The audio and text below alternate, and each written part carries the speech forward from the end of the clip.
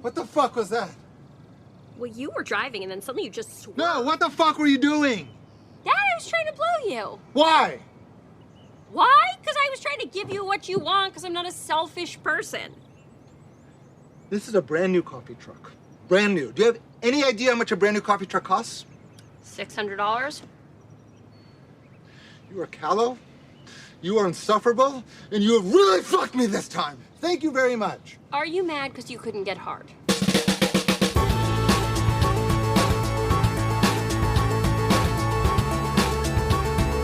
Hello, everybody. Welcome to another episode of Boys Watching Girls. We are your hosts. I am Joe Welke. I am Vance. And we are just two boys watching HBO's Girls. And today we're talking about episode 50. Vance, we're at 50. We did 50 of these. Yeah, I mean, and technically 52 if you count the bonus episodes up to this point. That's true. Yeah. Man. But it's season 5, episode 8. It is titled Homeward Bound, directed by Jamie Babbitt, written by Murray Miller. The original air date was April 10th, 2016, to an audience of 656,000 people, 0.656 million. And I got to tell you, I talked to Vance before this. I texted him before we started recording. I'm on one about this episode. This one is the most infuriated I've been with a Girls episode in quite some time, and I'm heated about it. I don't know if I'm as heated about it, but I do have some thoughts. Yeah, I have many thoughts, and many of them are not very good. All right, I can't wait. Yeah. I feel like the only real we've got a couple separate stories. We've got a Shoshanna story, there's an Adam story, and then there's a Hannah story. I guess that we could break it up and do Shoshanna first. Yeah, let's go with our prediction that actually came true. I know, we were right. Homeward Bound was about Shoshanna coming back. Yeah, I mean, for the bettors out there, they banked on us and we delivered this time. We delivered. We live another week. So Shoshanna is in an airport. She's just coming back from Japan, and somebody like bumps into her, and then she goes on this whole tirade about how people in America are so rude, and she doesn't even know why she's back, and she hates being back, and she's so upset that she can't be in Japan anymore. She's freaking out. I'm just still confused. We went from her crying about going back, then staying in Japan, and then crying about being in Japan, and then she gets back into the U.S. She hasn't even left the airport, and now she's like, why am I back? I have no idea what Shoshanna wants. Yeah, I don't either. I don't know if she liked Japan or if she hated it. It's driving me insane. I get it. If you are homesick and you want to come back, then that's fine. If you didn't want to come back, that's fine too. But she is waffling between both stages. And if they want to do that, that's fine too. But you got to at least layer that in and be like, okay, she's really confused and in this lost state. But she's aggressive in every one of them. Yeah. She was, the last time we saw her, she was bawling her eyes out and walking around Japan why am I here? I hate this. I'm so lonely. And then she's in the airport and she is all Japanese attired out. She walked from I don't even know how to describe her full on outfit. I'll describe her outfit. She's wearing a Japanese anime looking kind of shirt, but the text is in French. She's got a hyper pink skirt on. Yo, her roots are showing like crazy in her hair. She needs to do some touching up on her bleach job because it looked rough. When this episode started, as fans of the show know, I'm watching it in standard definition, and it was even worse definition. It was super pixely because it needed time to load it, and I couldn't even tell who was talking for a while because I didn't recognize her based on the hair. I figured it was Shoshanna, but her hair was half brown, half bleach blonde, and it just looked atrocious. Yeah, I didn't pay attention to the hair, but I agree. I trust your your opinion there. Yeah, I mean it was rough looking, dude. I bleached my hair once, and in order to get it to go back, it takes number one a while. I just shaved my head because I was like, I can't do this anymore. I can't have like two-tone hair. Yeah. It just looks ridiculous. And my thoughts were confirmed when I saw Shoshanna in this airport scene. Yeah. So next time we see her is like much later on in the episode. There's a lot of stuff going on in this episode. Oh, I want to say, I thought, Shoshanna's going to come back. She's going to interact with the girls at some point. Nope. No, not at all. No one's waiting for her. Nope. She didn't tell anybody. Nobody knows that she's back, it seems like. She didn't text Ray. She didn't call anybody. Like, Jessa's her cousin. You would think she might get in touch. I don't know. So next time we see her, she's in what looks like a Japanese restaurant. She's looking very solemn and just kind of staring down at her food. And she's the only person in this restaurant. And who walks in the door but Scott, the soup guy, with a client, it looks like, or something. And he's like, what the fuck? What are you doing here? It seemed like it was the business partner or something, because he at least knew Shoshanna, the guy who walked in with her. Yeah. So the business partner leaves, and Scott comes up and he's like, so what are you doing here? I thought you were in Japan. When did you get back? What happened? And she's just like, I don't know. I don't know what's up with my life. I'm freaking out. I'm not in Japan anymore. I'm looking how to get on welfare. And Scott's like, what's happening with you? I don't understand. And she's freaking out because she's stressed out because she doesn't have a job anymore. And she just got back from Japan.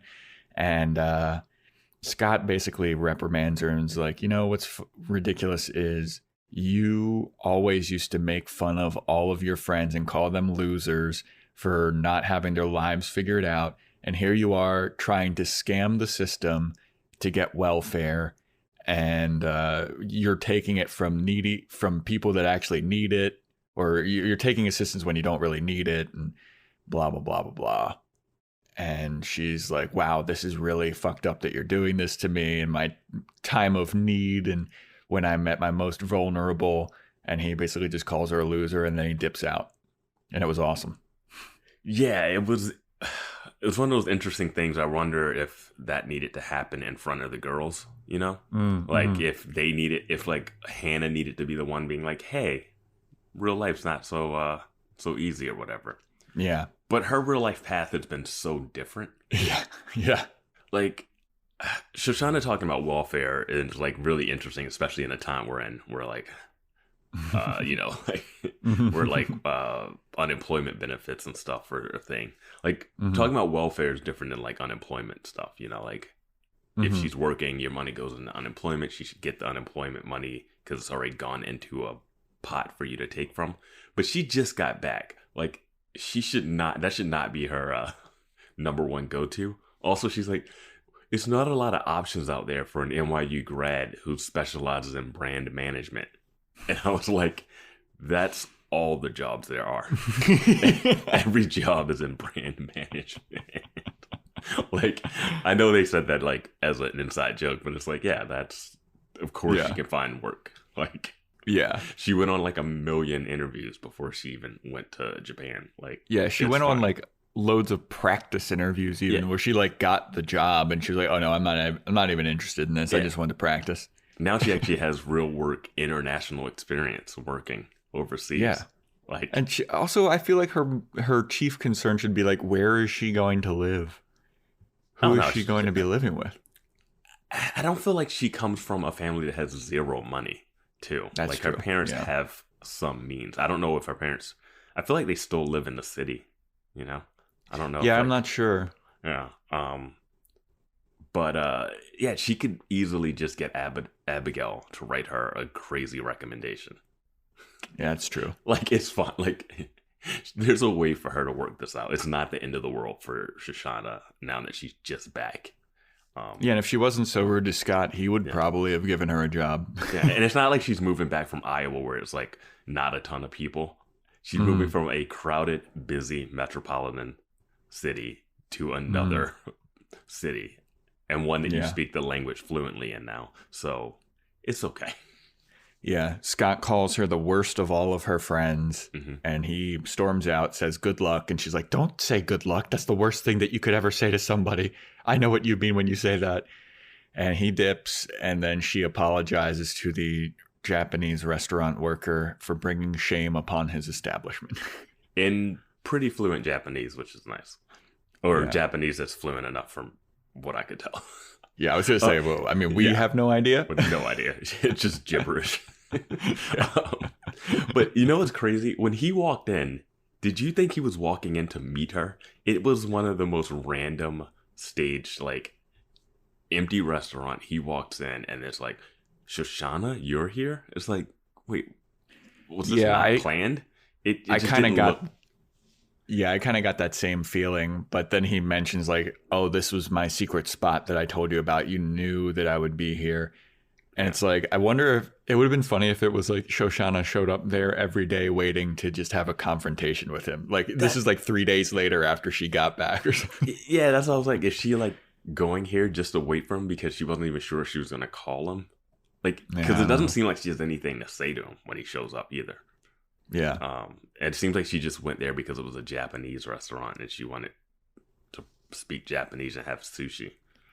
I don't know. Yeah, maybe it was just because it was like something that was familiar to her and she wanted to feel like she was still in Japan, maybe. Yeah. I don't know. But that are we done with Soup Guy? Is Soup Guy like done with the show? I don't know. But we are done with Shoshanna for this episode. Okay. Because there's nothing else going on there. But how do you think Soup Guy's coming back, Scott? I was done with Scott after the airport scene. So yeah, same. I was like, oh, why is he here? Who cares? He doesn't add anything to this. Yeah, he's just a bland, nice guy. He's a piece of toast. Yeah.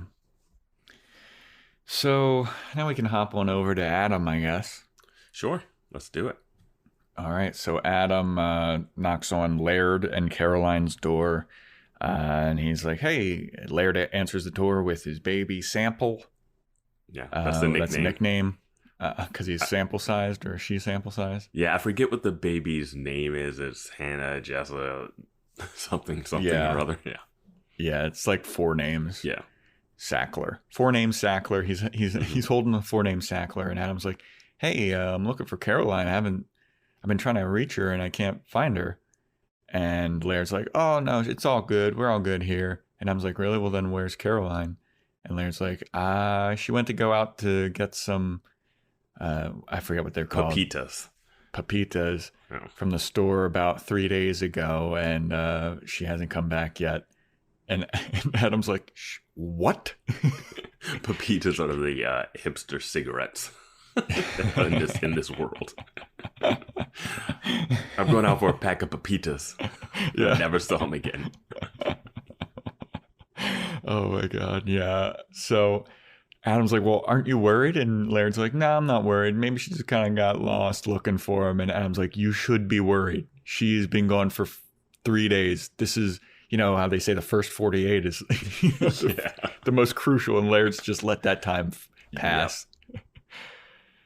So then Adam is like, well, we got to fucking find her. And then Laird's kind of like, I mean, okay, let's look at, and then they look through her computer and be like, well, let's see her recent search history. And it's all a bunch of like Wesley Snipes' Wikipedia page and how to pronounce Rihanna. Yeah. And Adam's like, well, do you have a place where you like leave each other notes or something? Like any place where you guys communicate? And Laird's like, oh, you mean like the fridge? And I was like, yeah, I don't know. Adam's frustration with Laird, like even during the birthing episode when she's giving her, like his frustration with Laird is amazing. Like it's so he can't stand Laird. So Adam's looking for some type of clue as to where Caroline might be, and he moves the fridge to find a note underneath the fridge. And he gives Laird the note, and the note basically is saying that Caroline wrote Laird a note that's like, hey, I'm sorry to have to do this to you, but ever since Sample was born, I've had urges to want to hurt the baby and hurt myself. And so I think it's best if I just leave. And then Laird just kind of left there to sit with that for a little bit. And he's like, hey, you mind if I go out? Can you watch the baby really quick? I just need to go out. And Adam's like, yeah, sure. So then he leaves. And I mean, that was a real fucking heavy, dark scene there. Yeah, I mean, she's dealing with postpartum depression, like that's really what Caroline's going through. And that's a real thing that, and this time period is really well known. Like back in the day, like when that happened to women, it was really just like a confusing thing. And it wasn't diagnosed like how depression is diagnosed now. But yeah, postpartum, it's real and she has it. And she, like, it's interesting because it wasn't just Caroline just leaving because she's just floaty and flaky. Like she's actually going through a real thing, which they do need to like find her and like get her help and like. They have to follow up on this. Yeah, you can come back from this. She can come back from this. But she already and like the postpartum is different than her other mental ailments, which she already had, which we knew about beforehand, because she wasn't quite stable before having a kid. But yeah, no, this is like a real thing. And it's interesting. I mean, they go hard with it where Laird just like drops everything and just says and just walks away. Like you don't know where he's going, if he's going after her, if he's just going a walk, if he's coming back. Like it's, yeah. Yeah, he might be going out for a pack of cigarettes, for a pack of pepitas. Yeah. So. Yeah, it was heavy, dude. I was like, oh shit, this is wild. And then, he leaves the baby with Adam, and Adam's just kind of like, fuck, like, where's my sister, etc. Like, that's a lot to deal with in a small amount of time, Yeah.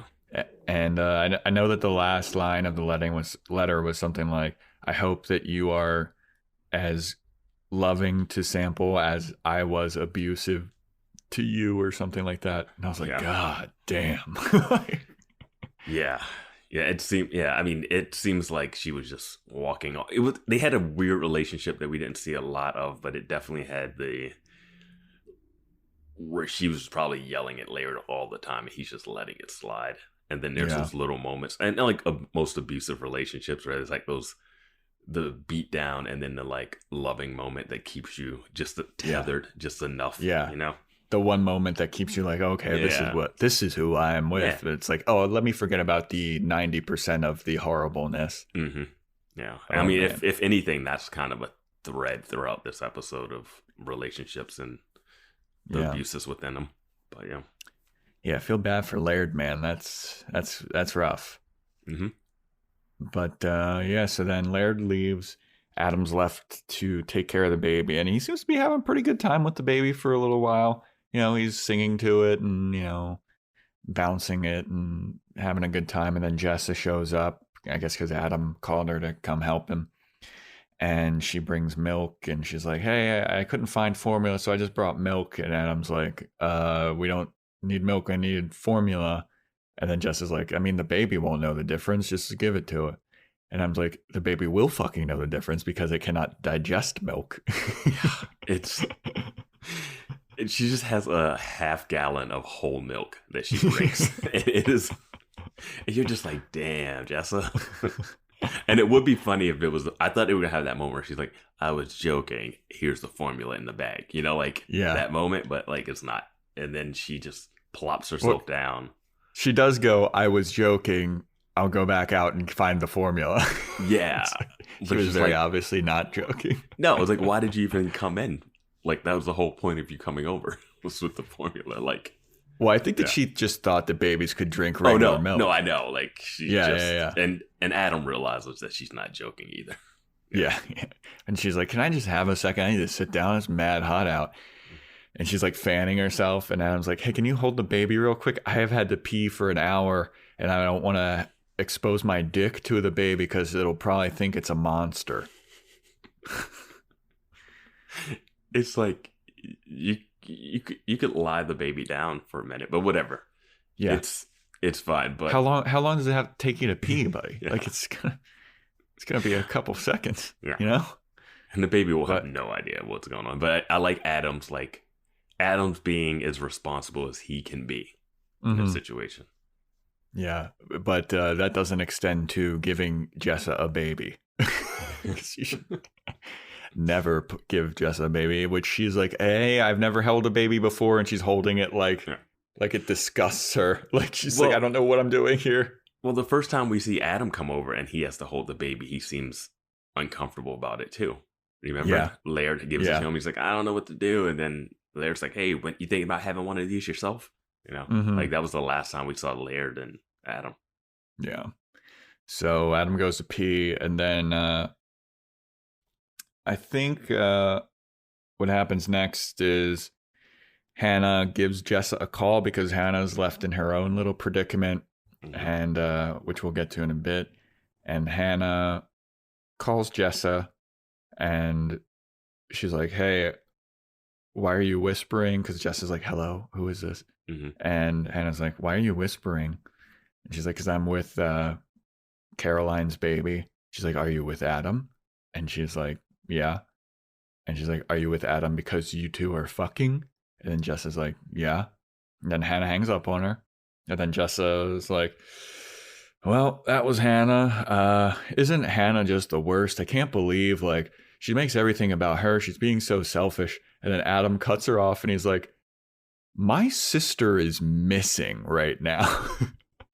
I don't give a fuck about this drama involving Hannah. Like, my sister is suicidal and missing. I have bigger fish to fry. Yeah. And then Jessa gets off the phone and she's saying, like, she fully knows we're not bad people. Jessa's trying to rationalize, like, we didn't do anything wrong. We're not bad people. Like, people meet and hook up. Like, she's just kind of like trying to make herself not a bad person throughout this whole ordeal, right? And then that's when Adam says the thing about, hey, I got real issues I'm dealing with. I really don't give a shit. And then like, I don't give a fuck about Hannah being mad at us. Yeah. And then the scene ends with Jessa being like, I know she's the worst. She makes everything about herself.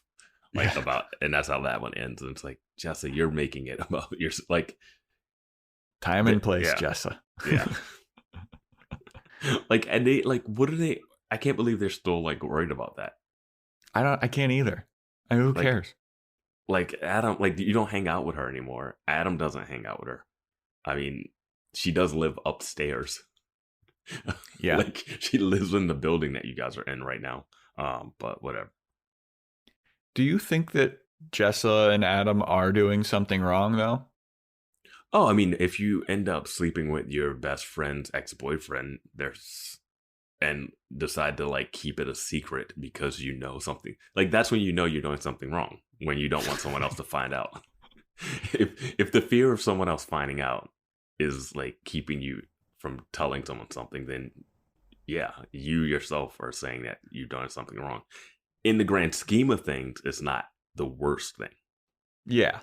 But I think it's a very nuanced thing where it's like they technically aren't doing anything wrong, but there is a feeling of, like, I think we might be doing this because I know if this information got to Hannah, it would hurt her, but it shouldn't because she didn't want to be with Adam anymore. But it's just like one of those weird gray areas where it's tough. There are dudes that, like, have been broken up with girls for a while, and, like, if they hooked up with someone else, not even like a friend, they would still be feeling some way about it. Like, so it's not like just that, but, like, it's Adam. Like, they've known him. They've known that he's, like, Hannah's one. Like, that's the one that's, like, off limits to you. You know what I mean? Like, yeah. Like, Ray can get passed around. Yeah. Ray can get passed around. But Adam is the trophy of, like, don't mess with it. And then it's just the way she has to find out, and the way it's like, yeah, man. So then the next scene, Jessa's holding the baby, and, you know, she's rocking it, and then the baby pukes on Jessa, and she freaks out, and she's like, oh my God, Adam, it puked on me. Oh my God, take the baby. It stinks. This puke is running down my back. Can you help me? I need to change my shirt. Can you help me? It's running down my back. It's going into my butt. And then she's in the bathroom, and she comes out of the bathroom. She's like, Adam, why aren't you helping me? And then Adam says, I think this is my favorite line of the episode here. Same. He says, you're an adult. She's a baby. why do you need more help than a baby? And it's not just the words itself, the delivery of it too. The way he's just like, it's like he's seeing her for the first time and being like, yes, who are you? It felt very much like it felt like Jessa was Hannah in that moment. Yeah, because when that happened, I was like, okay, so this could be one of those things that makes it where you start to see the cracks in Adam and Jessa's relationship. And then I was like, okay, so if we're seeing the cracks in Adam and Jessa's relationship, if this is what cracks it, I don't see him being able to go back to Hannah because she's just as bad. You know what I mean? Like, exactly. I'm like, who is he going to end up with then? Because he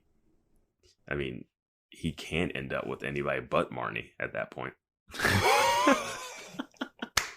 Dude, I didn't see that one coming. I did not see that one coming. I didn't see that one coming. That was a good one, dude. She's the only one that can take care of herself.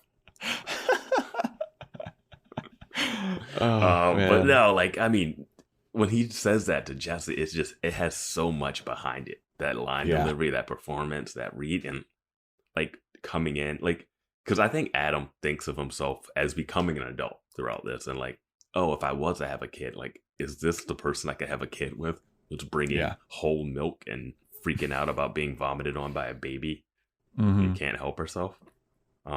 Which I would say, hey, you should know her at this point.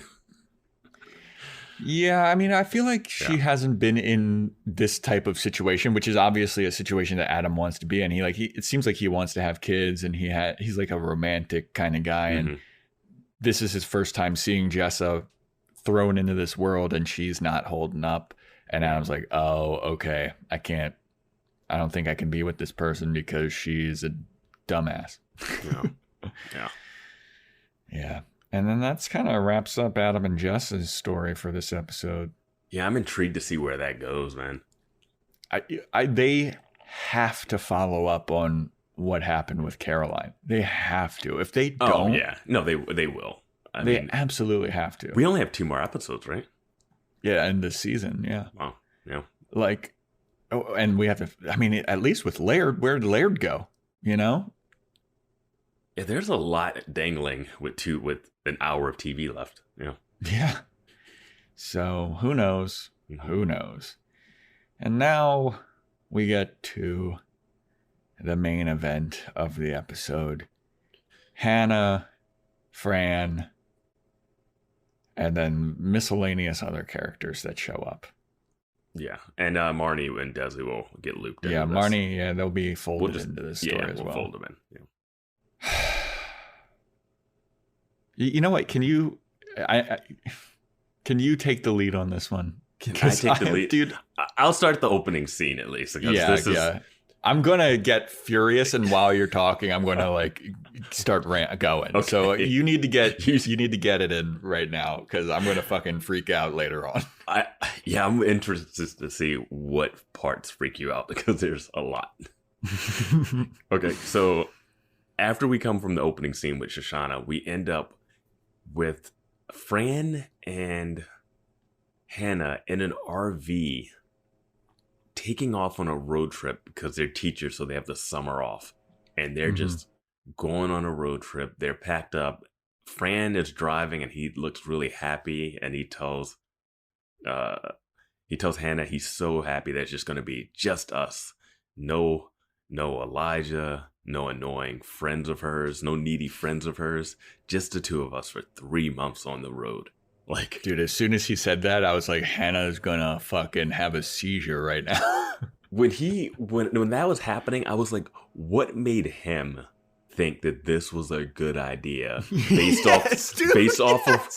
off of what we've seen the last few episodes?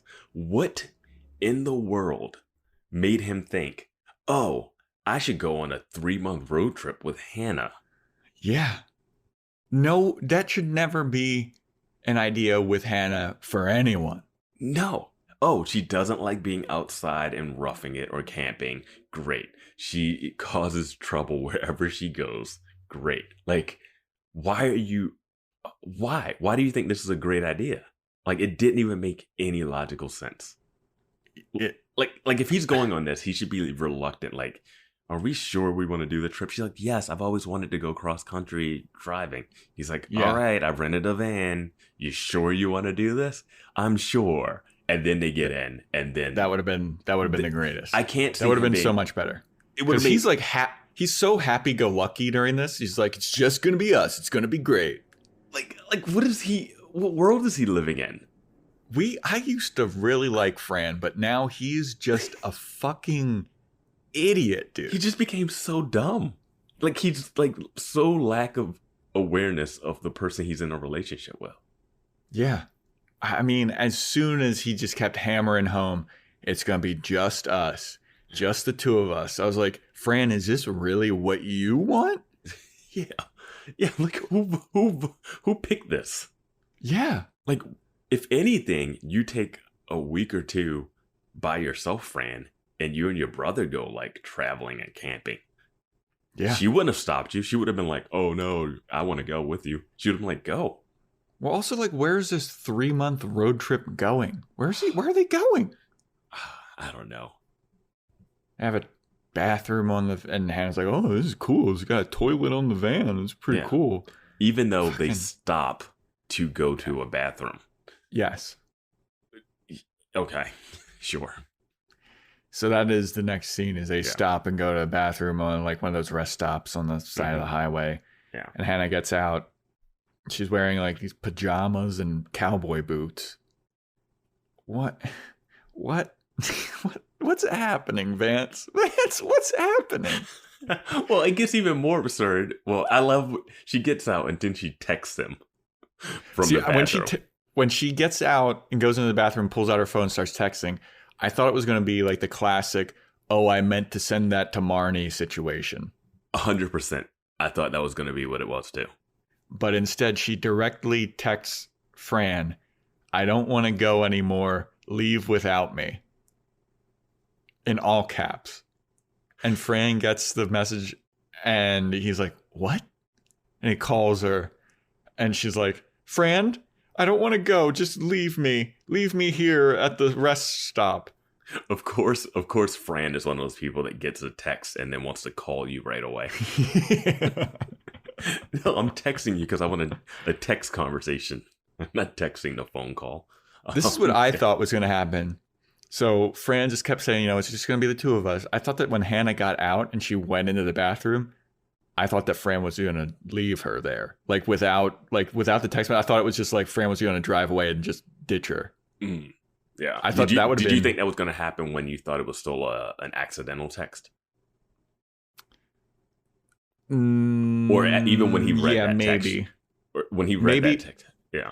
When I thought it was an accidental text, yeah, I thought like when he picked up his phone, I was like, oh, he's just going to drive off without her. Yeah. But it was a text to Fran saying, I don't want to go anymore. And he calls her and he's like, what the fuck is this all about? Hannah, talk to me. And she's like, no, I don't want to talk to you. She's having a fucking tantrum. So like, I kind of love that because that fits her character. She doesn't want to she is not a confrontation person. So of course she wants to break up with him with text. Of course she does it in the most absurd way possible from a rest stop bathroom. What happens next is so sitcom-y, comic, hilarious. It's hilarious in its absurdity. Like he starts trying to get into the bathroom. She won't let him in. And then she leaves the bathroom door. He runs through, chases her through. They're going through. It's almost like those beach outdoor bathrooms where like the women and men's stalls you can like run through and like they're chasing around and it's just her in those boots and she's running she's running like she's never run before in her life. Like her legs don't work. And he's chasing after her and being like, I'm not a monster. Why are you running from me? Like, yeah. And she's like, well, you might be a monster. That's according to you. And I'm like, at what point of this chasing do you realize, as Fran, what the fuck am I doing? Yes. Why am I doing this? Yes. Just from the optics of if other people see you and she's screaming no and running towards the woods. Like, Why? Like, Fran, the signs have been there. This is the woman who exposed herself to the principal of the school you teach at. Yes. This, like, she deleted all of your nudes off your phone. Dude, this was so absurd. And then she runs into the woods and she's like, leave me. I don't want to go with you. I don't want to be in this relationship anymore. She runs, she trips over a log. Fran is like, are you fucking? And he stops and he's like, are you serious? Is this how this is ending? This is how we break up? And she's behind a tree and she's like, yes, leave me here. I'll find a way. And he's like, well, at least let me drive you back to the city. Like, let me do that at least. And she's like, no, don't come near me. And he's like, he says something about how, like, you are so insanely rude and selfish. You're so rude that my brother wrote a handwritten letter about how fucking rude you are. And I should have listened to him. And then he just starts screaming fuck like 4 or 5 times and goes back into his RV and drives off. The thing that gets me is she tried to break up with him at the art show or that play. And he was like, oh, that's what you're going to do. You're going to do this to try to get your way. And I'm like, no, she wants to break up with you. The last thing we saw, she wanted to break up with you. She cried because of Adam and Hannah realization that he didn't recognize and grabbed his hand. And it was like, okay, but they're not okay because it wasn't okay. It was done. Yeah. The thing has been dying. This relationship has been dying. And even at this point, he's still like, oh, this is how it's going to break up out here. I'm like, what? Like, I can't believe. I'm like, what is this? What is Fran holding on to? Like, why can't he let this relationship go? What is good in this relationship? Like, he is holding on so hard to not break up with her. And I just don't get it. He's fighting so hard for a woman running away from him in pajamas and cowboy boots. She won't get in the van that has all of her stuff in it, supposedly. Yeah, I didn't think about that. All of her stuff. Like, all 3 of her months things. worth of stuff, at least. She's packed up to go. Like, that is not just like her. I mean, I'm sure everything is in there. It's not like you just took a backpack full of clothes and you're like, all right, we're going for the weekend. This is like a 3-month road trip. Yeah, dude, I didn't even think about that. I'm like, you need to drive back and unpack all this stuff. Like, I mean, holy shit. And there's so many moments where you get to say, no, I don't want to do this before you get on the road. She also, as soon as Fran like walks away to like drive off without her, she has a look on her face that's kind of like, oh, I wish that he wouldn't go. Like, what am I going to do now? Like, I wish that he wasn't leaving. And it's like, go fuck yourself, dude. It's that, you remember that Key and Peele sketch where it's like a guy chasing his girlfriend out of the bar like they're having a fight, and she's like, leave me alone, Derek, leave me alone. Oh, the Megan. Yeah, Megan. Yeah. Megan, And then as soon as the guy is like, all right, fine, I'm leaving, she turns to look back like, you better not fucking leave. And then as soon as he starts chasing her again, she's like, leave me alone. Yeah. It had a little bit of that vibes going on to it. 100%. And I was like, dude, this is so fucking annoying. And that's not even that's just the beginning of the annoyances, dude. That's the opening of this, the whole A story of, like, that's it. Like, Fran is bounced out. He said, fuck you, drives away. It's wild. Like, this is the least annoying that Hannah is in this episode. Yeah. No, I mean, I find her annoying in this part, but it's the least egregious act of what's happening. I don't know. Let's just go to it, I guess. Yeah. So then she's like, after Fran leaves, she calls Marnie, and when she's on the phone with Marnie, because she wants Marnie to come pick her up, Marnie answers and she's like, hey, what's up? I'm recording right now. What's up? And then Hannah's basically like, yeah, so Fran just left me on the side of the road and I need you to come pick me up. It's like, Fran did not just leave you on the side of the road. Mm-hmm. You fucking asshole. You ran away from Fran, begged him to leave you there. He even offered you a ride back to the city after you're being such a shitty piece of garbage. and not only that, the way she hangs up on Marnie is like, oh, great, finished. Because Marnie can't come pick her up. She's got like, they're in a studio. They have like backup musicians. Yeah, a whole band is there. Like they have a whole thing. Like there's no way she can just duck away and go to upstate New York or whatever. Or like just 2 hours out of the city or wherever they are. And then Hannah hangs up like, great, enjoy making your wonderful hit album or something. Yeah. Yeah. And I'm like, why are you being a bitch to Marnie because she can't drop everything and pick you up? Dude. Like infuriating. That okay, yeah. Like immediately I'm like, it's not the most annoying thing. And you bring up a point that's her being annoying. Yeah. Marnie goes, why don't you get an Uber? And then Hannah's like, you know that I can't get an Uber because my star rating was so low that I can't get rides anymore. It's like, of course. Gee, of course. Yeah. Of course. You can make a new Uber account, get Lyft or some shit. She can't do anything on her own. Dude, it's so infuriating. It's so infuriating. And then her next call is Jessa. Yeah. What did you possibly think would happen? Yeah. If Jessa picked up the phone? Because we see Jessa get the call, look at it, not answer it. Yeah. Yeah. What was going to happen? Jessa was going to drop everything, rent a car, come pick you up? Well, that was the other thing. Marnie doesn't even have a car. Hannah was like, get a zip car and come get me. Yeah. Like, no. Jessa's not doing that. Like, she was going to have to play the, hey, I got you from rehab card, which... Yeah, that's true. Or like, hey, you're fucking my ex-boyfriend card. Yeah. So we should be trapped in a car for a couple hours together. Yeah. Let's hash this out over a zip car. Yeah. I doubt that Jessa even has a driver's license. I doubt she knows how to drive. Yeah.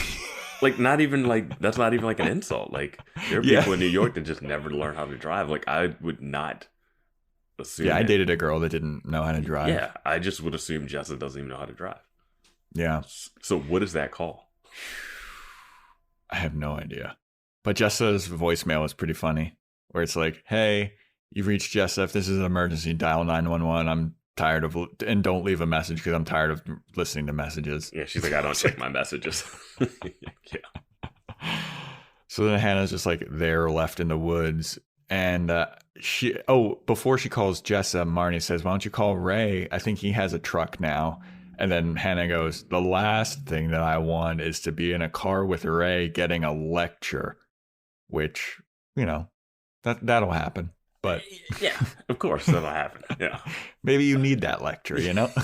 It's true. Ray is going to give you a lecture. So, yeah. So after she calls Jessa, and that was unsuccessful, the next time we see anything related to Hannah, it's Ray has a coffee truck now, and he's driving to go pick up Hannah. So I guess that Hannah gave in. She decided she needed to call Ray to come get her.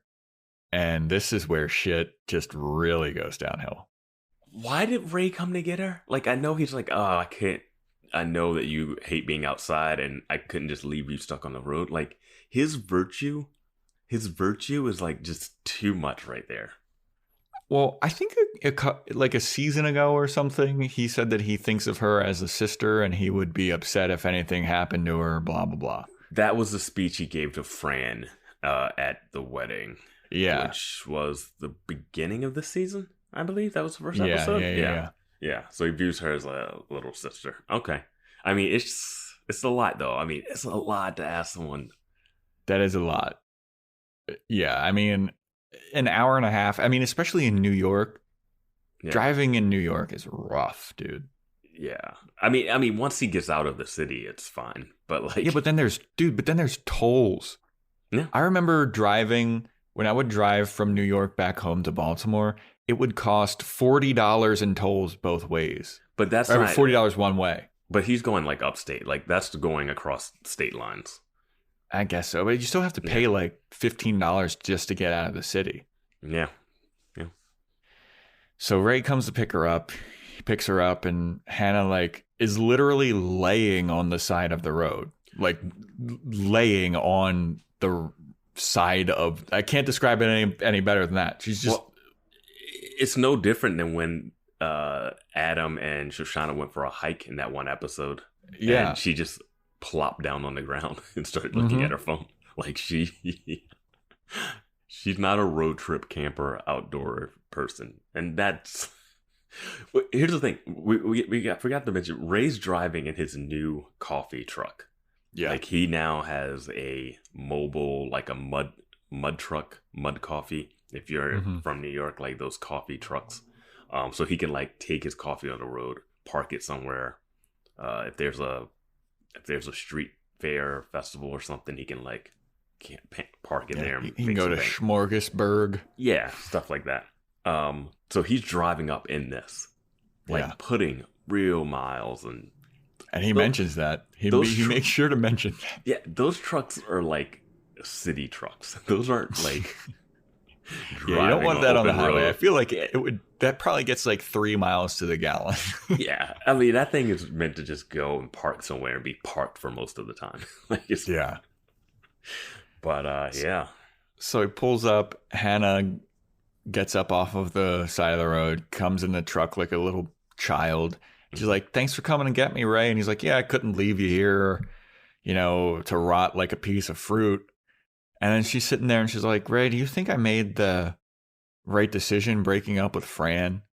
And Ray is like, "I mean, if you had the compulsion to run into the woods, abandon yourself an hour and a half outside of the city just to get away from him, I think you made the right decision."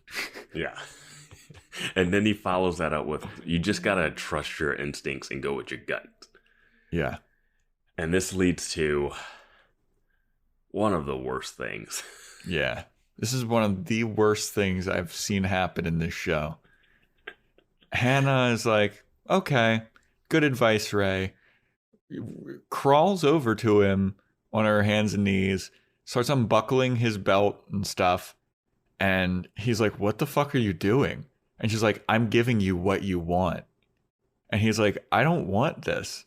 And she starts to give him roadhead. And he's like, "I don't think this is the best idea. This isn't good. This isn't the best idea for our friendship." And she's like, "Just shut up and let me suck your dick, Ray." And then so he's getting blown. And she's like, "Just relax and let me like repay you for coming to get me." Yeah. And she's like, "Just tell me what you like and what you want and I'll do it." And then Ray's like, "Is this okay?" And he puts his hand on the back of her head. And she's like, "No, it's not okay. It's very triggering to me, actually." And so Ray's like, "Okay, well then let's like mix up your technique a little bit."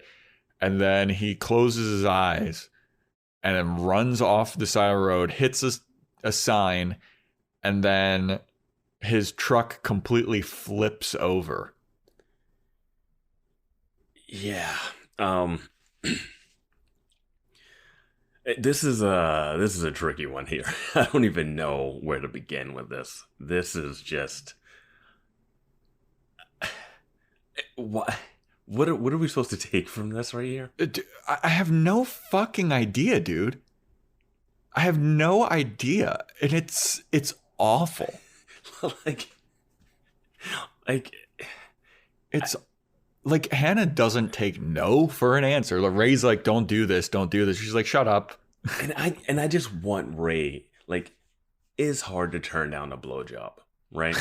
but Ray has to at this point. Yeah, like, especially if you can't get a blowjob without closing your eyes. Yeah, and not only that, like, it's Hannah. Like, he has zero, like, attraction level. Like, he's friends with, like, he slept with two of her friends already. He still has feelings for Marnie. He is really good friends with Adam. Like, yeah, all of this is just like, at one point he just, like, I could see it starting and he's just like, no. Like, yeah. And then he just like gives into it. Like, this is happening. I'm going for it. Push her head away. Yeah. Push her away. Like, no. Like, there have been guys who have been hit on by girls that like them and they don't like them. And like, do you say no? Like, yeah. You know what I mean? Like, I feel like that would have just been better if Ray was like, no, and she kept trying to do it, and then he swerved. Mm-hmm. Because she's trying to do that. I'm not selfish. I give people, like, that's the thing. She's trying to prove that she's not selfish in the most backwards, awkward way possible. Like, this is not what you need to do to prove you're not selfish. Yeah. Like, especially to Ray. Like, you know, like, give him some gas money when you get back. Like, like, I don't know, but don't. Like, and she just broke up with Fran. Like, this is what we have to think. She literally just broke up with Fran. Yeah, like an at most at least 2 to 3 an hour and a half ago. Yeah. Plus, dude, Roadhead isn't even that good. It's not. You can't. It's not good. But even though, like, why? Like, Ray doesn't want this from her right now. Like, he says, like you just mentioned, he views her as a little sister.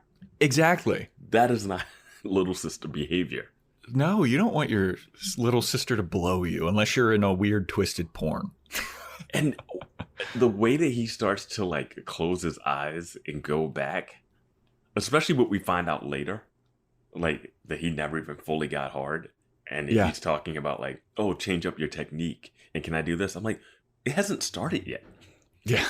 Like, what is going on? Dude, it was and one of the worst scenes in this entire show. What, did he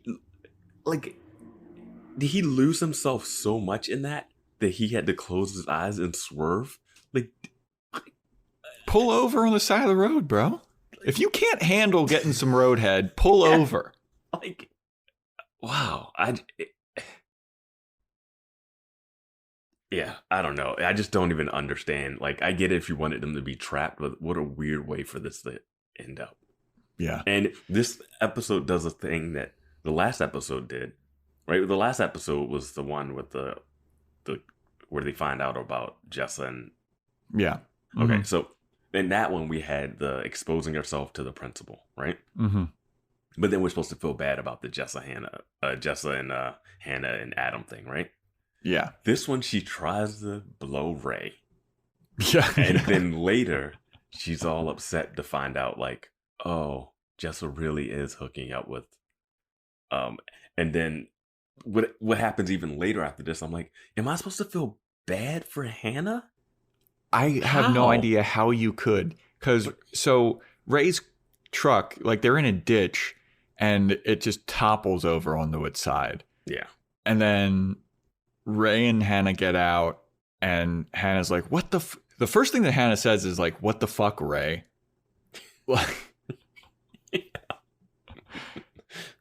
And then she's like, are you okay? Are we okay? And luckily, everybody's okay. Mm-hmm. Then they get out, and Hannah's like, wow, this is kind of fucking crazy. And Ray is freaking the fuck out because he's like, what the fuck were you doing? What was that? Yeah. And then Hannah's just nonchalantly just kind of like, what? I was giving you some roadhead for coming to pick me up. You're the one that swerved into the side of the road and crashed your car.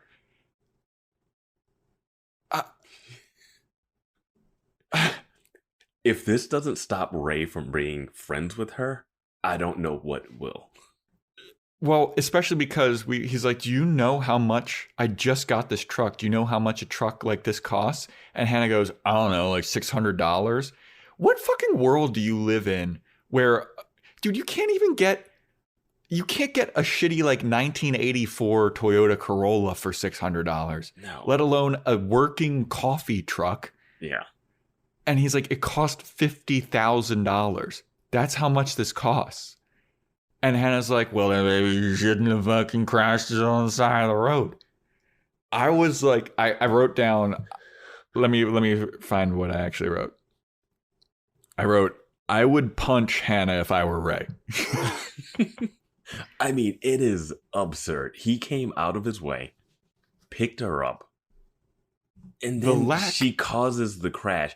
Granted, he should like push her away. Like, that's what I'm thinking. Like, if he tried to push her away and she kept going at it, and it was like a swerving thing, and then it happened, and she was like, you could have that happen without it going to full blowjob level, and still get the same payoff at the end. Yeah. Instead, we get a scene where she complains like, "Are you really upset that you couldn't get hard?" And he's like, Yeah. So you're not upset about this truck. You're upset that you couldn't get hard. And he's like, I can get hard. It's just that this shouldn't have been happening. Yeah. She's like, yeah, whatever. You can't get hard. And it becomes like a dick shaming thing. Yeah. And he's like, you want to call Marnie? You want to call Shoshanna? Like, you want to call this other random girl? And I was like, and she's like, no, fine. I was like, wait, what? Like, this has never been it. Like, why?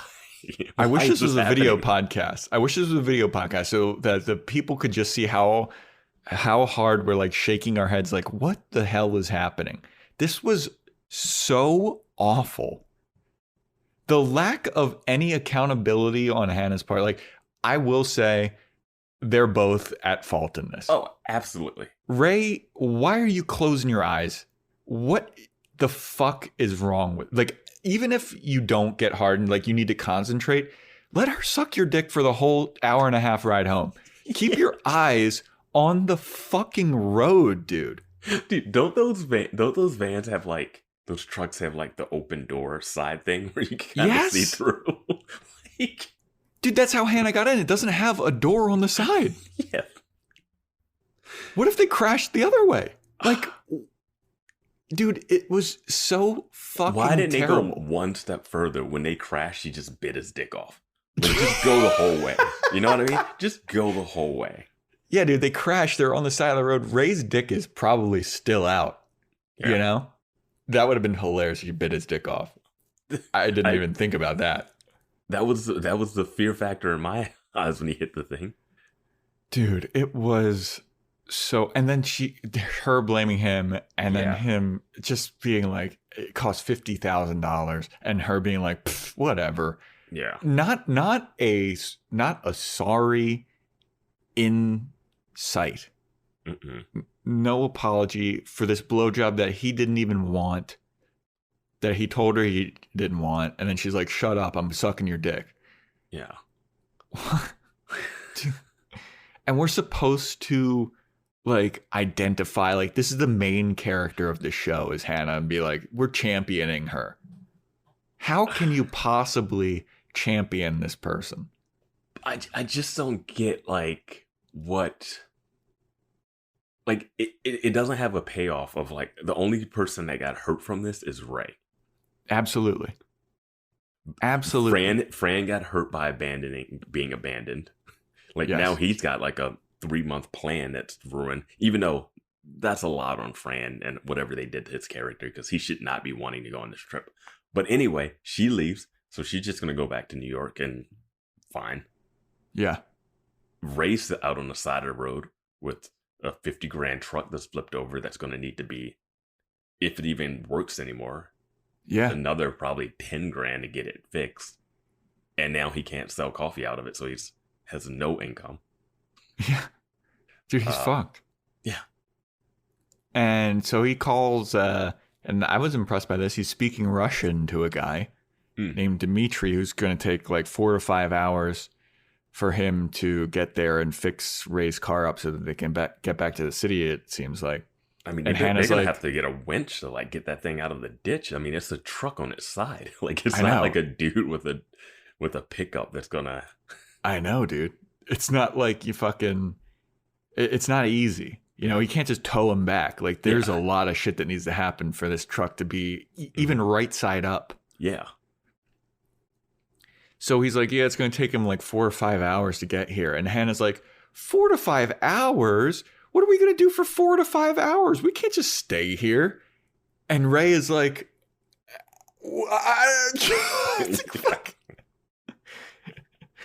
Now's the time where she offers the blowjob.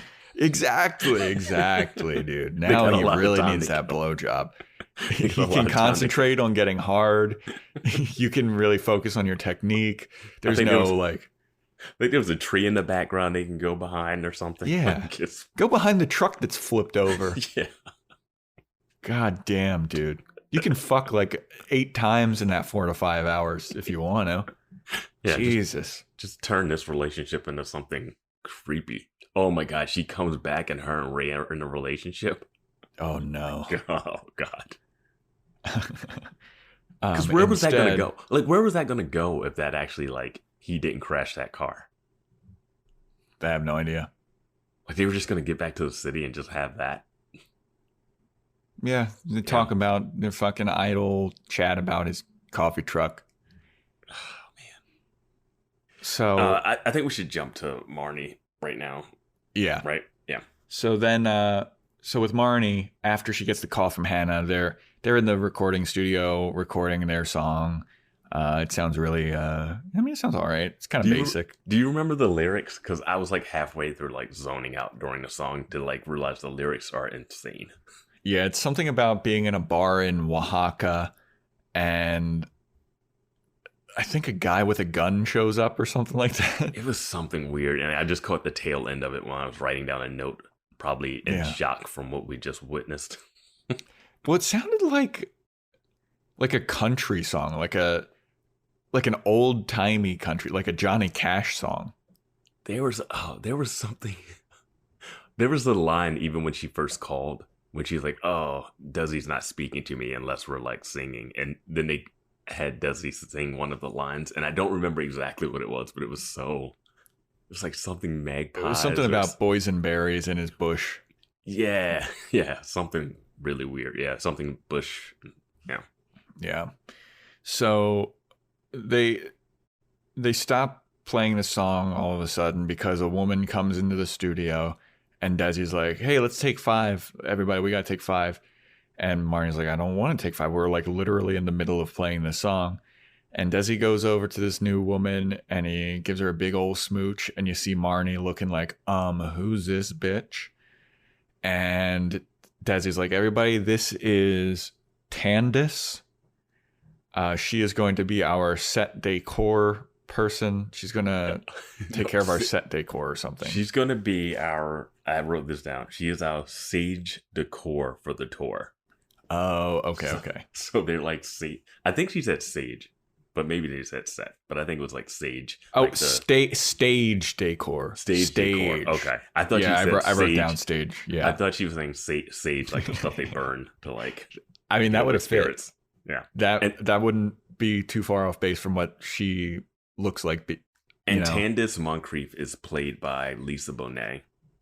Who I believe is married to. I mean, she was in Cosby Show and a different world, and I think she's married to Aquaman. What's the guy's name from Jason Momoa? I think she's married to Jason Momoa. I think it's Lisa Bonet he's married to, or is it? I get Lisa Bonet mixed up with Zoe Kravitz, or what's her name? Like, I get those two mixed up sometimes. But I think Lisa Bonet. No, Lisa Bonet was also in a Will Smith Gene Hackman movie, where they're I forget the name of it. I forget the name of it, but it's Lisa Bonet. So yeah. I think she's in oh man, yeah. I'm getting super confused. Yeah. But don't worry about it. She's Tandis Moncrief in this show. yeah. Lisa Bonet's big though. Yeah. I know her from Cosby Show, but not too much else. But everybody, all the band members are like, we're going to take a 5. Can we get Tandis asked for a solo second with Marnie? Mm-hmm. And so everybody kind of leaves except for Tandis, Marnie, and Desi, who's like off in the corner eating a sandwich, it looks like. Mm-hmm. And she comes up to Marnie and she's like, "Hey, I'm going to be the new stage decor person." And Marnie's like, "Yeah, but like, who the fuck are you and how do you know Desi, my soon-to-be ex-husband, which I cannot wait for?" It's like, then why are you making a big deal out of this?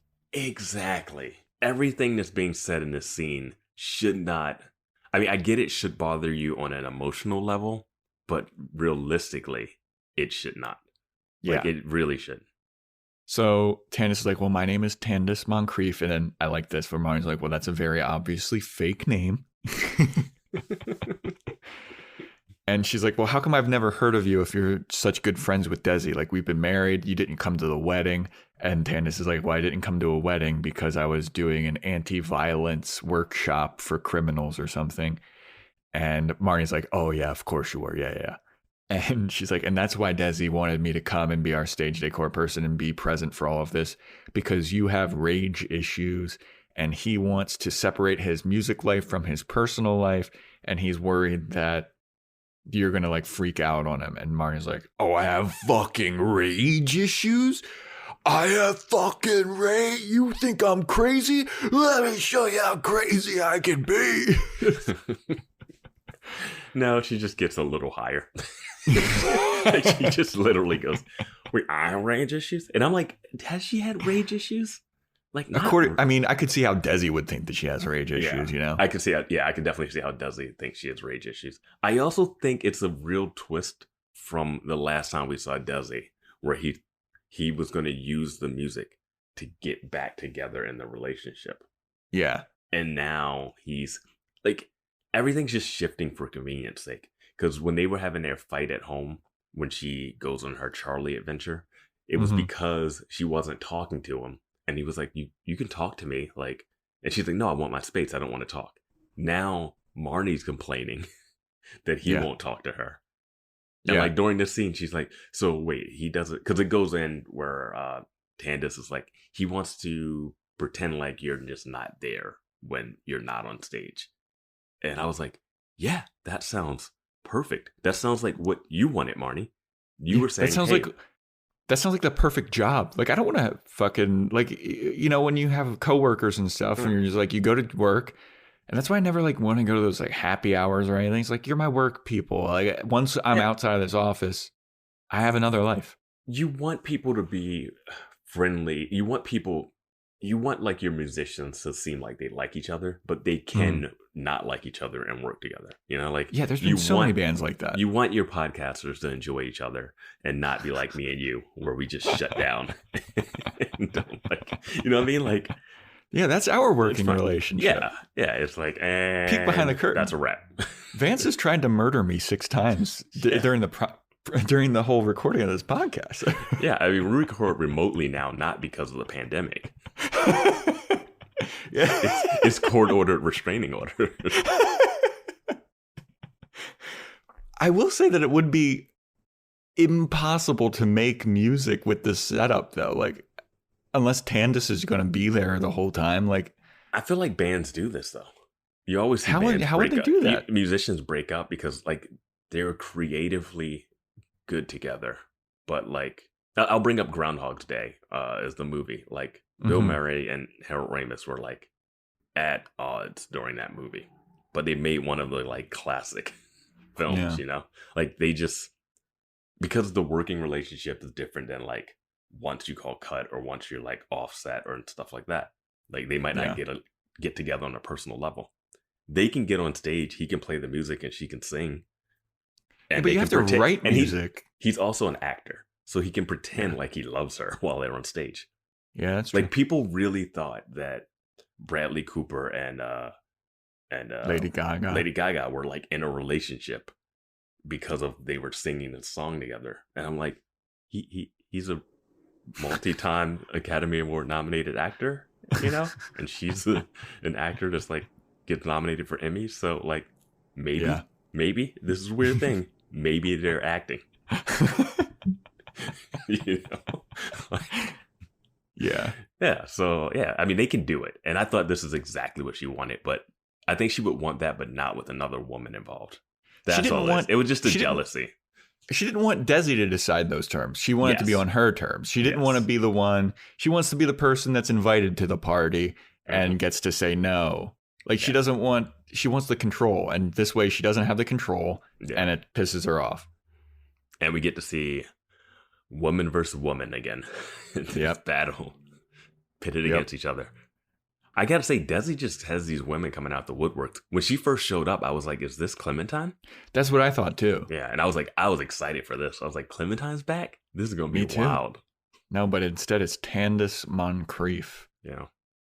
Marnie gives her a Namas fucking stay, whatever, and then she bails. Mm-hmm. And then that basically kind of wraps up Marnie until a little later. Yep. So back to Hannah and Ray. They're on the side of the road waiting for Dimitri to show up, and a car pulls up and is like, hey, are you guys okay? And they're like, yeah, we're okay. Like, it's fine. And then Hannah goes, actually, are you going back into the city? Because I could really use a ride to the city. And the guy's like, yeah, come on in. And Ray's like, what the fuck? What do you can't just leave me here. And she's like, yeah, I really got to go home, Ray. And he's like, you can't just get into a stranger's car. This isn't the groovy 70s or what. He says you can't get into a groovy stranger's car. This isn't the 70s. You're going to get fucking murdered or something. Like, you don't know this guy. And she's like, it's cool, deuces. And then just drives off with this stranger. And Ray's like, I got your license plates. If you do anything to her, I'll call the cops. How much more of a piece of shit can Hannah be? Not only did this guy come to rescue you off the side of the road, and a road that seems like no cars go down it. Because if she's just lying on the side of the road and for like, I don't know how long, and he drives up and he sees her, but he comes out of his way, picks her up. She tries to give him a blowjob that leads to a car accident, which is already weird. Then she just abandons him by himself at that place to hop and hitchhike because she can't wait any longer. Like, dude, what is happening? Unbelievable. Yeah. Unbelievable. She leaves him, and it's not like he's even at the rest stop where he picked her up, where there's like a bathroom or like even snacks or anything. Like, they're on the side of a road. He does have a coffee truck full of probably water, coffee, and muffins and scones. Yeah, but that shit's all splashed all over the car because it was turned upside down. You know that stuff's wrapped in a... There's water bottles and scones wrapped in that like cellophane. It's fine. It's Ray. He can, you know what? The human body can live without eating. Yeah. But he's going to be standing on the side of the road in the dark, though. Like, they looked like there was no street lights there. Well, it also looked like, it was like turning into dusk. Yeah. When she just hops in this guy's car that she doesn't know. And the guy that picks her up, his name in the episode is Hector, but it's Guillermo Diaz, who played Huck in Scandal, Scarface, and Half Baked. Okay, yeah, because he looks familiar. Yeah, he's in that Pop Copy Chappelle Show sketch. Yeah, but he's known for Half Baked and Scandal. Yeah. So she gets into Hector's car, and they're driving down the road, and she's kind of dawns on her. It seems like she's like, I don't really know who this fucking guy is. What am I doing? This is a stranger. She looks into the back and there's a gun. And she's like, oh my God. What have I done? I don't know this guy. There's a gun in the back. What the fuck is happening? And then she calls Marnie to kind of be like, safety call or whatever. Mm-hmm. Yeah. She calls her and she's like, I'm with this guy, Hector. What's your last name? Medina. Hector Medina. I'm hitchhiking. And Marnie's like, yeah, I don't really know. You know, Desi's doing this shit. And Hannah's like, no, this is fucking serious. I'm hitchhiking. Listen. And then Marnie's like, oh, okay. It's a safety call. You're calling it because it's a safety call. Okay, got it. Like, yeah. And I think women have this, like, and it's a for sure. Absolutely. Yeah. But my issue here is it's really hard to feel bad for Hannah because of the circumstances that led to it. Yes. Like, yes, she should know not to get into any stranger's fucking hitchhiking car anyway. Yeah. Yeah, like, why did you hop into this car? I can't tell you why, Vance. I don't. Because she didn't want to feel the guilt of Ray, but it didn't even seem like she felt guilty about it at all anyway. And Ray's not, like, chewing her out, like, for the 5 hours that he's waiting. Dude. And yeah, so like she's calling, and then Marnie tells her to like get out and go say that you need to pee, and then run away. Yeah. And then she's like, hey, can you stop? I need to pee. And then Hector's like, there's nowhere to pee. Like, I can't even pull over or anything. Like, there's nowhere to stop. No. And Hannah's like, well, you need to do it because I need to pee right now. And if you don't, I'm going to pee. Yeah. And then so he just gives her a gigantic jug Yeah. And he's like, here, I guess you can pee in this. And then you can faintly hear Marnie on the phone being like, oh my God, Hannah, tell me you're not peeing in this jug. And Hannah is peeing in the jug. She's keeps being like, I am peeing in this jug, Hector, because we will not harm each other, and I trust you, and we are two peas in a pod, and you shouldn't hurt me. Yeah. And he's like, well, okay, whatever. Yeah. I do love when she was on the phone. He's like, hey, I picked you up because I wanted some company for the ride, and you're being rude on your phone. Which I really love. Like, because at that point, we're still not sure if Hector's, what's his motive, you know? And yeah, once like you saw the gun, you're like, oh, shit. Yeah. But it's like, yeah, when she has to hang up, but Marnie's like, don't hang up the phone, just leave me on and put me in your pocket or whatever. You know? Mm-hmm. Yeah. I don't think that women can pee in a jug like that. It's not as easy for them as it is for us. I believe Hannah could. I believe Hannah could figure it out. I don't know, man. I think it'd be. I think it's not. No, I think it'd be a mess. Yeah, I was gonna say there's definitely gonna be pee on the seat, or there's gonna be pee out all over that car. I don't think it's gonna go well. Not at that angle. Yeah. She just like pulled her pants down, like it was like, where did the bottle go? Like it was so stupid. So then, and I don't understand why she's not offering him a blowjob for giving her. Right. Like. Yeah. That's kind of how I thought that this was going to go. It could have. Once you introduce that, it's like, oh man, what is, there's like a George Carlin in like some Kevin Smith movie where he's like hitchhiking and he just gives blowjobs to everyone. Like that picks them up. Is it like Dogma? Like, yeah, I think it's Dogma. Like, and he starts going down on a nun or something. I think at one point, like it's weird, but he's like, "This is the rules of the road." So maybe that's what this is all about. Yeah, I mean, I thought that it was going to go down the road of her giving him a roadhead as well, especially when we start to get Hector's backstory, where it's like he's not a dangerous person. It's like he was in an abusive relationship where his girlfriend would beat him, and then she pointed a gun in his face and was like threatening him. And he took the gun from her and packed all of his shit and immediately hopped in his car and started driving from Las Vegas to New York, I guess. And then Hannah's like, oh, okay, I misjudged this guy. Yeah. And you know when you're coming from Las Vegas to New York, you always go upstate New York down?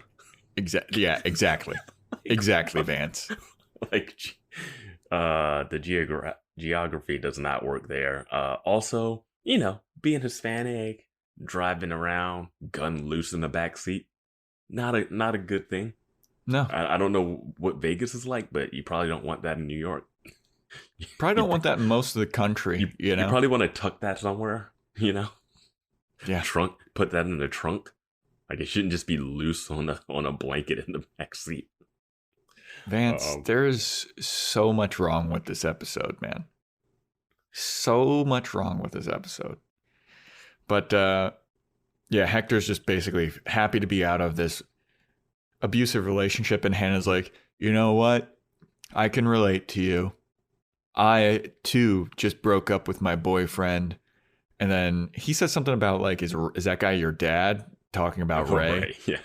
And I was like, how old do people think Ray is? Like, Jesus. So then she's like, yeah, I can relate. I just broke up with my boyfriend today. That's why I'm in this predicament. And he's like, oh, well, what did he do? And she was like, he was just kind of a dick. And my ex-boyfriend is hooking up with my ex-best friend now. And this is where I was like, I didn't know that Jessa was her best friend. I thought that Marnie forever was her best friend. It's been weird because Jessa has been very high up on her friend list too.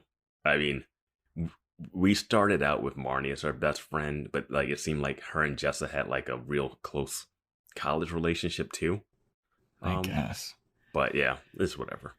She's like, yeah, I found out that my ex-boyfriend is hooking up with my ex-best friend. And Hector's like, why are they doing that? Couldn't they find somebody else? What is it? Does he have a diamond dick and does she have a golden pussy? And Hannah's like, actually they might have that kind of stuff going on. Yeah. And then Hector's kind of like, well, I'm just happy. They start to pull into New York, and he's like, look at this, New York. It's fucking awesome. I'm so happy to be here. I've never been here. I've never seen the lights like this. This is going to be beautiful. This is the best place to make a new life. And he starts screaming, woo. And then Hannah's like, yeah, you know what? This is great. I'm happy for you, Hector. And then that's where the episode ends. Yeah, she's like, New York is a great place to start over. And I'm like, okay, I kind of get that if this was her coming back from Iowa. Yeah. Not from just having left the city a few hours ago. You know? Yeah, dude. And the way that the bridges she had to burn to get back. Dude. Like, there's a wake of like Fran, Ray, just a terrible. She's going back to a place where did Fran start living with them? Was Fran living with them? Yeah, Fran was living with her and Okay. Elijah, I think. Okay. I think. Yeah, because remember he had that psycho roommate? Yeah, I didn't know if that was just for a couple nights or if it was a full night. Like, we don't ever. I guess he's there because, yeah, I guess he's there. Yeah, I feel like we never really. He seems, I think we he just seems to be there. assumed that Yeah. he lived. Yeah. Yeah, he seems to be there. But yeah, man, that's the episode. I mean, this one was a fucking doozy. Yeah, we have a Reddit fan that mentioned that that they love this season, but this is the episode that was their least favorite of it. I mean, that Reddit fan is absolutely correct. I mean, this episode, no one's likable. No one. Maybe Marnie. Yeah, I thought we'd get more Shoshanna for her coming back home. Yeah, well, it's also Homeward Bound with Hannah. Yeah, but she just left. Like, it wasn't like they were anywhere. Like, dude. Cut to them being on the road for a month, maybe. Like, they hadn't even left New York State. So many plot holes. So many things where you're like, why is this happening? So many things where you're like, how is this happening? I will say this show always, I mean, it always surprises me, like, the way they get to things. You know what I mean? Like, it's something like I couldn't have thought that this is how this was going to go. You know what I mean? So, like, when you watch it, it's always intriguing because you don't know what to expect. Every time we watch an episode before we do a podcast, I'm always, like, not sure what we're getting into. Yeah. I'm not sure if this is going to be absurd, funny. Is it going to be silly? Is it going to be traumatizing? Like, this is an episode that dealt with postpartum depression in the middle of it. Like, it's a singular vision, man. And yeah. Well, do you have any final thoughts before we wrap this up? I'm intrigued to see what happens with Laird and Caroline. And same. I care very little about the Marnie, Desi, Tandis thing. I do care about Shoshanna being back now. I want to see what the interaction's like when she interacts with Hannah or Jessa. See, I don't even care about that. I'm still waiting for the Adam, Jessa, Hannah. Like, I don't even care as much about it because I feel like Adam's got a lot more on his plate. But it seems like I thought they did such a great job of her realizing it. And I didn't think they needed to double down with, like, the actual confirmation. Yeah. In this episode. I was like, that's enough. They were walking off together, acting awkward. That's all you needed. I didn't need her you get to the picture. It. Yeah. Yeah, man. I don't know. I don't really... I don't even really care about Shoshanna right now. Now I'm just like, I don't care. She's so waffling on what she likes, and I'm just like, I don't give a fuck about you anymore. You know? It seems like there's a couple things. There seems like Shoshanna in the first season, we were always like, we don't get enough. Like, she literally just pops in, says talks really fast, has some witty lines, and then she's out, right? Mm-hmm. And this season it's kind of been like that for her. She's had more meaty scenes, but she's just kind of filler when you think of it as a whole. Yeah, she pops in, she doesn't say witty lines anymore. She just has like dramatic, I don't know what I'm doing with my life in one way, and then the next time you see her is, I don't know what I'm doing with my life in another way. And it's like you can't pin her down. We have no idea what she's feeling or what's happening. Marnie's kind of doing the same thing now, but like that at least makes a little bit more sense because it seems like it's kind of more of a power control thing. Yeah. What I'll say about the Shoshanna thing is, like, we always knew it was going to get to a point where she was going to graduate and end up like the girls. And how was she going to react to it? The wrench in that is that she went to Japan to have it happen. You know what I mean? Like, so all of the stuff that would have been interesting to see her be like the girls, like seeing Hannah become a teacher and seeing Marnie's band take off and seeing Jessa have like a passion would really crush Shoshanna because she would think she's better than them. And then they would have been higher. And now she's where they are now. You know, so it's like they would have like leaped over her expectations, but they're not around each other. So like their achievements don't really equate to Shoshanna because she wasn't there. She's in Japan when all this is happening. Yeah. You know, like she doesn't even know that like Marnie has a successful, is a successful musician. Like that's a big deal too. Like Hannah's held a job for about a year. like she's been a teacher for about a year because we find out this relationship's been a year. Yeah, and she hasn't been fired from the job after like threatening the principal sexually. Yeah. And Jessa, we don't know. I thought we would find out more about Jessa and her schooling that Adam's paying for, and nope. Which I was really excited about. I was like, oh, Jessa's finally gonna have a thing, and instead her thing is I'm hooking up with Adam, as opposed to like, I guess we saw her studying when she got a phone call today. Yeah, I think that's what she was doing. Sure. So that's all it is. She just gets books to look at. Like maybe she'll actually. Can we get a scene where she actually has to give therapy to someone at some point? Or it was like in a class. Yeah. Giving a presentation about something. I don't know. I just want to see her do that thing. Because I think I said she would be good at that. Like it seems like that's what her calling would be. Any evidence of her doing this would be good. Yeah.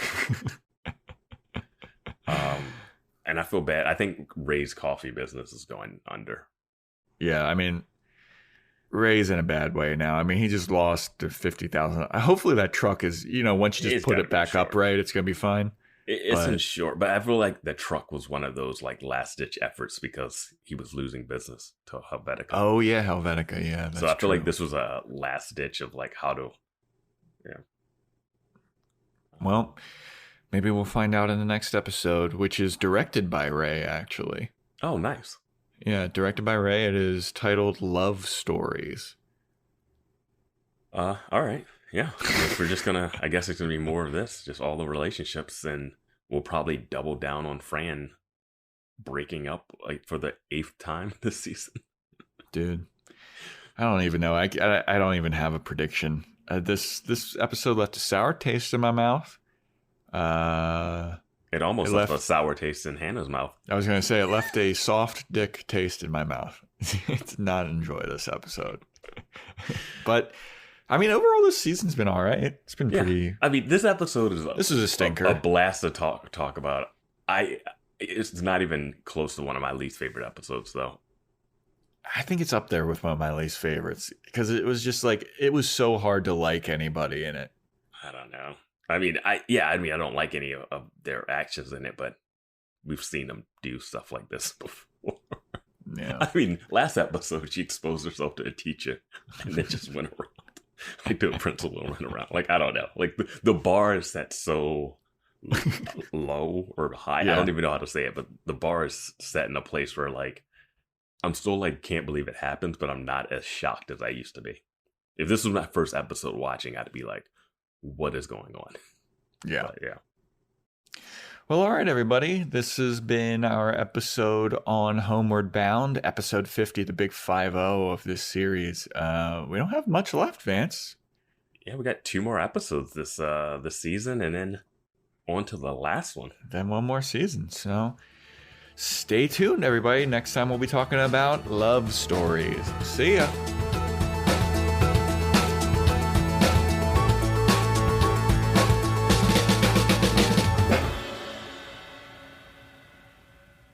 Why aren't you helping me?